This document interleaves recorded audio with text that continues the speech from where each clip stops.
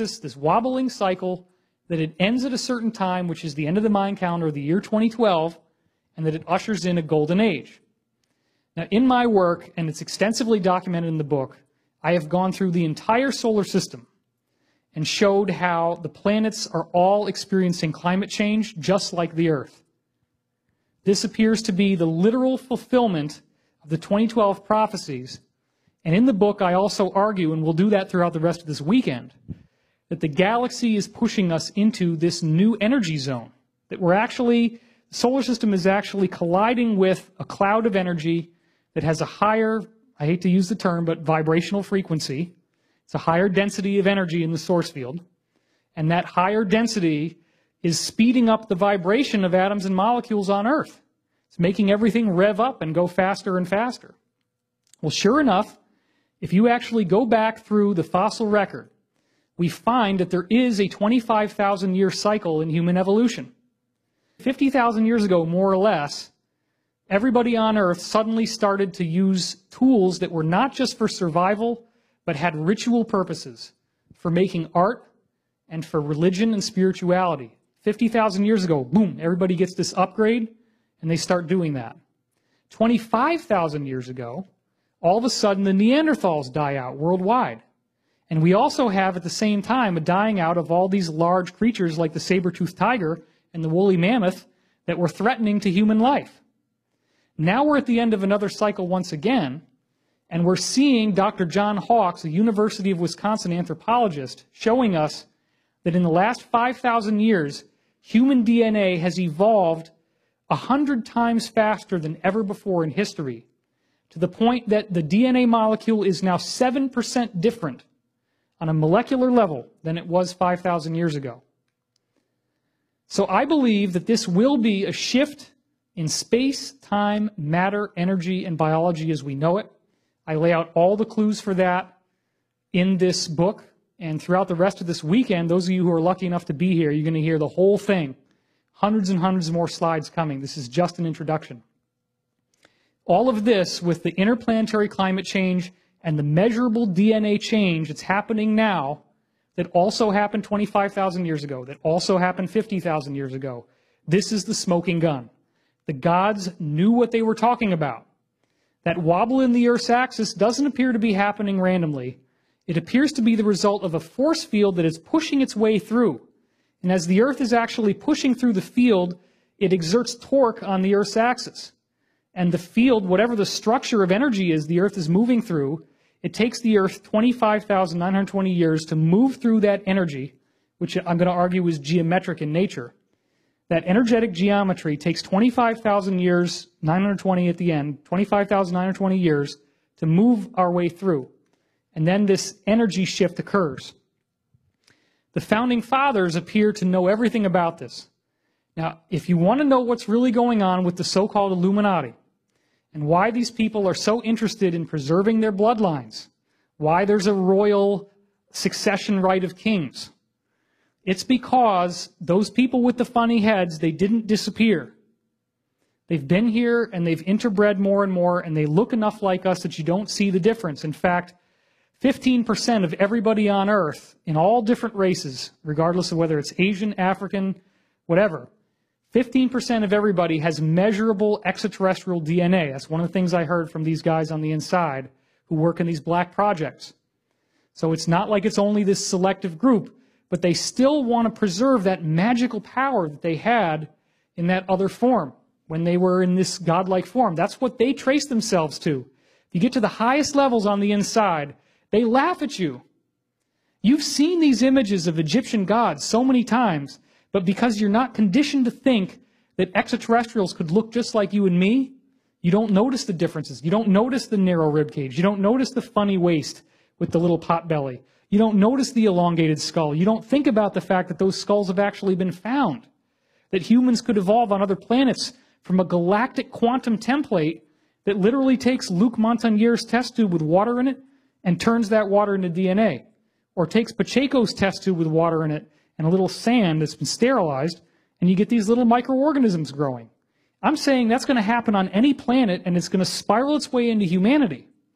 And human beings can get to a much higher level of evolution than what we're at right now here on earth. And I believe the founding fathers inherited this prophecy directly from these gods who then, over time, just blended in with the population. So let's look at some interesting things about the Great Seal. First of all, at the top, it says annuit septis. Anu, the word root of anu is year, like annual. Septis is conception, it's born. So it means the year is born. But in this case, the precession, the 25,920-year cycle, is also called the Great Year. And circumstantial evidence, which is very strong, and I'm going to show you all that evidence, shows that that's the year they're talking about being born. It's the end of the cycle. And of course, the pineal gland, the symbolism of the pineal gland being awakened, the pyramid factors in very prominently, which ties it into ancient Egypt, ancient civilizations. The gods built the pyramid, these people with the large heads. And what the heck's going on at the bottom with Novus Ordo Seclorum? Well, this brings us to the writing of Charles A.L. Totten. Now, here he is as a younger man, and he was in the military. You can see him there in full military regalia in the Civil War. And then here he is later in life. Now, it seems pretty clear that this guy was a highly initiated Freemason. I haven't done that research, but I absolutely believe he's got to be 33rd degree. In 1882, he had already become, by that point, a first lieutenant in the 4th Artillery of the U.S. Army, and he wrote a letter to the Secretary of the Treasury, Charles Folger, on February 10th, 1882. And here's what he said. This is a direct quote from Charles Totten. Novus Ordo Seclorum is a quotation from Virgil's 4th eclogue. I put the word Virgil's in there because that's what he means. That's what everybody knows eclogues are back in those days. And was borrowed in turn by Virgil from the mystic Sibylline records. The Sibylline records were actually channeled texts held as the highest and most heavily guarded treasure in Roman history because they were so accurate. They predicted Constantine by name 800 years before he showed up, predicted Hannibal by name. All these different disasters and events that happened in Roman history were in those texts, and they go right through to the end of the entire age, which is obviously happening now in our time. Now here in Charles Totten's letter of where Novus Ordo Seclorum came from, he actually quotes the original passage. Now this is what the founding fathers were using. The guy's name was Thompson, who actually did this quote in the first place. This is what they were using when they made that symbol on the dollar. This is what they excerpted it from. A mighty order of ages, Novus Ordo Seclorum, a mighty order of ages is born anew, novus, new.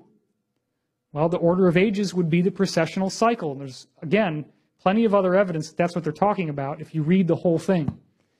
Both the prophetic virgin and Saturnian kingdoms now return. Well, what would a Saturn kingdom be?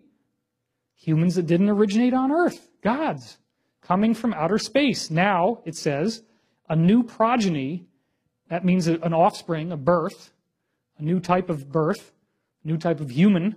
Now a new progeny is let down from the lofty heavens. The boy soon to be born, in whom the Iron Age shall come to an end, and the Golden One shall arise again in the whole earth. That is mind-blowing. How many people knew, well, don't raise your hand because you've all read my website, probably some of you know, but how many people knew that that was on the dollar, that that's actually what it was quoted from? It's unbelievable. But Totten's letter doesn't quote the whole thing. There's other stuff that's in that same passage. Here it is. Whatso tracks remain of our old wickedness, once done away, shall free the earth from never ceasing fear. That sounds pretty good. He shall receive the life of gods and see heroes with gods commingling, and himself be seen of them. This is disclosure. And not just the government telling you that UFOs are real, that humans are in the ships, but the UFOs actually showing up at the end of the age, which is written into all these other prophetic traditions we can talk about, including ones that are modern. And with his Father's worth, reign o'er a world at peace. Now, I believe this has gotten horribly distorted by the so-called Illuminati. I believe the original prophecy was positive. It will remain positive. It's written into Christianity. It's written into Islam with the prophecy of the Mahdi, which is their own Messiah. It's written into Hinduism. They're looking for the return of Krishna and Kalki. Every ancient prophecy, as we said, with this tradition, they talk about the coming golden age. And it's all hidden in the myths with the corn mill and all this stuff. It's in every tradition worldwide. This is the core of the prophecy. The gods return, heroes and gods commingling, humans on earth commingling with the gods, and we receive the life of gods. We become the golden one that arises in the whole earth. Humanity itself is transformed into some other form. Now, a lot of people laugh when I show them this, but after George Washington died, they drew him in an ascended state over and over again. They drew him becoming one of the gods. Here's the little angels putting a wreath on his head as he becomes an ascended being. Here he is as an embodiment of Zeus, holding Zeus's sword, and in that godly position, with a finger going up, represents him tapping into the pineal gland. Now, here's another image of George Washington's ascension. In fact, I believe that's what I forget the exact name of this. This is out of Manly Palmer Hall's book.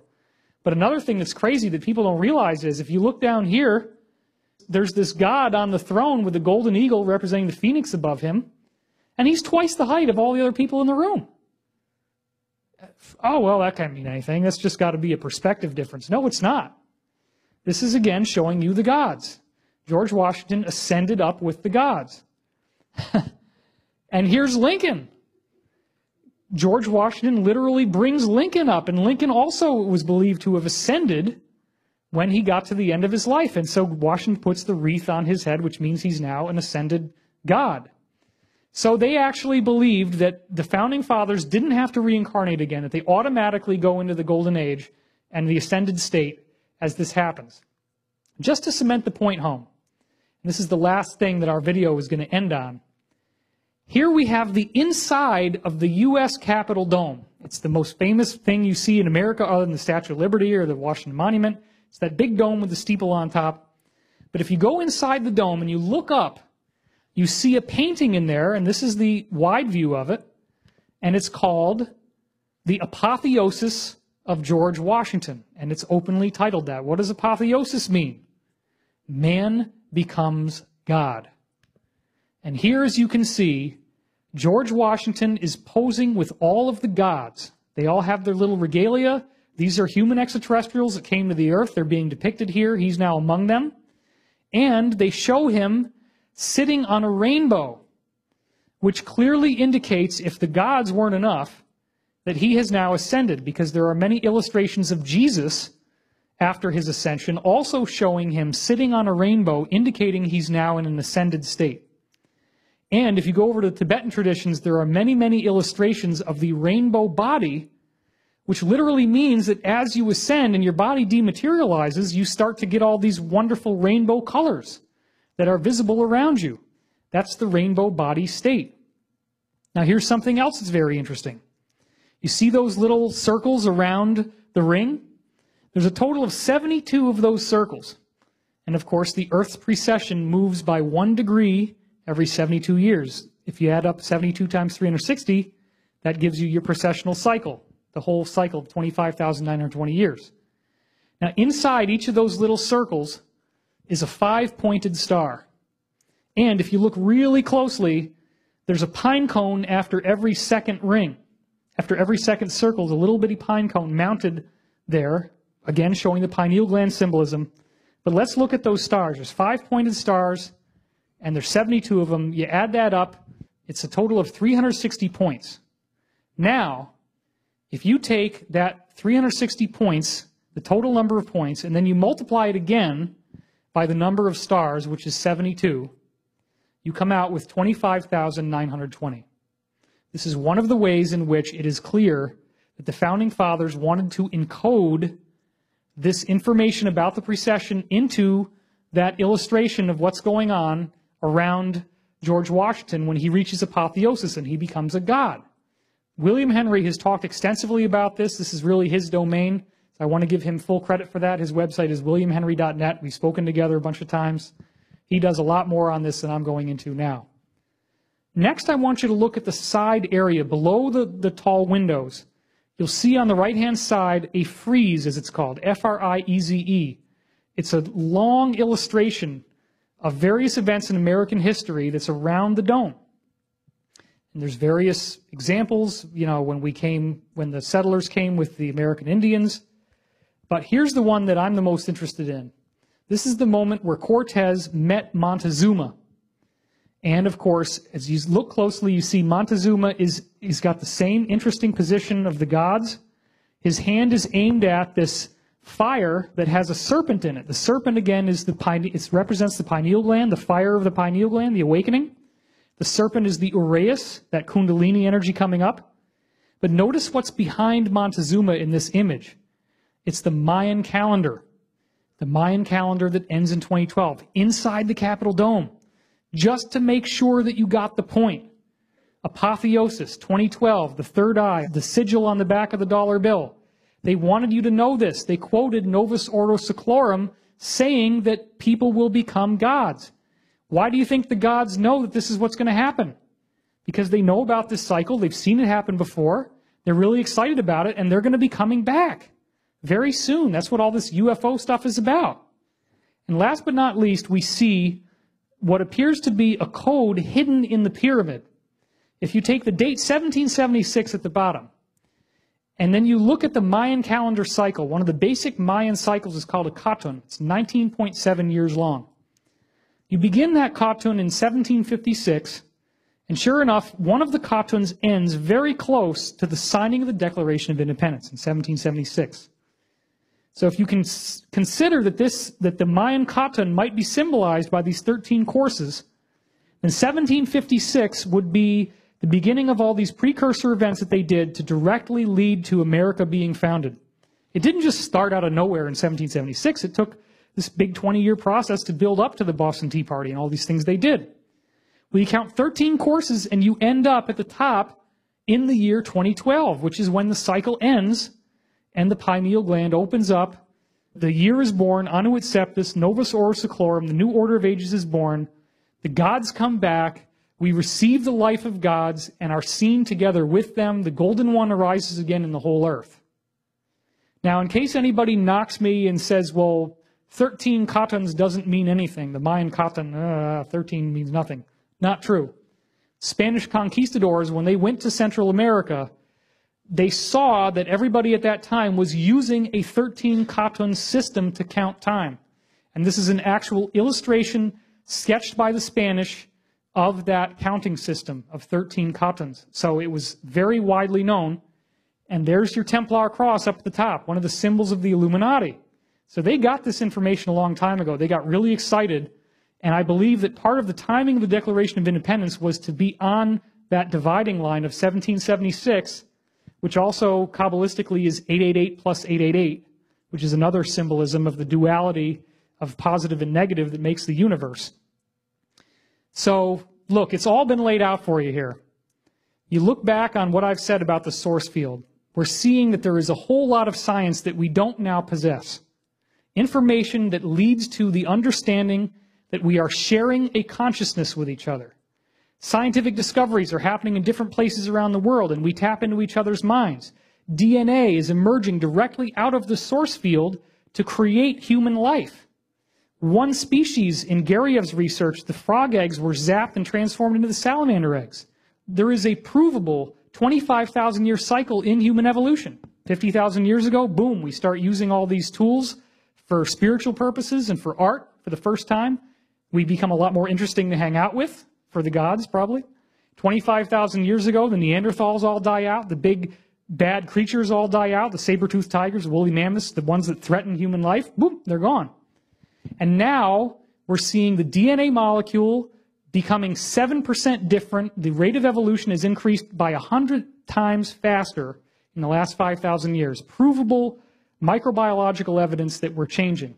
We can prove that the solar system is transforming, that climate change is not just an effect on Earth, it's happening throughout the solar system. So when Geriyev transformed those salamander eggs with light and captured that genetic code on the photons, zapped it into the frog eggs, I believe that's what's happening to us right now. We're moving into this new energy zone.